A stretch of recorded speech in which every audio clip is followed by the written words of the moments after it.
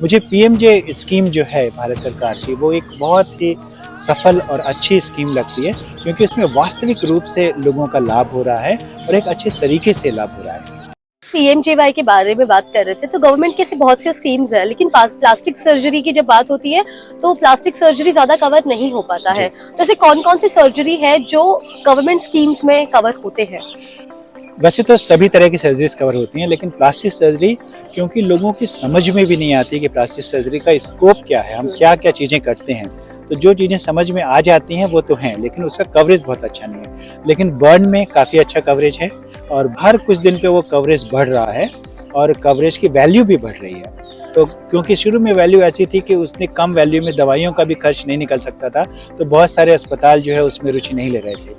लेकिन अब उसमें निरंतर सुधार किया जा रहा है और हम लोग एक प्लास्टिक सर्जन्स की टीम के रूप में भी, एक एसोसिएशन के रूप में भी हम इनको रिप्रेजेंट करते हैं, तो जिससे वो कि निरंतर सुधार करते हैं। मुझे पीएमजे स्कीम जो है भारत सरकार की, वो एक बहुत ही सफल और अच्छी स्कीम लगती है, क्योंकि इसमें वास्तविक रूप से लोगों का लाभ हो रहा है और एक अच्छे तरीके से लाभ हो रहा है।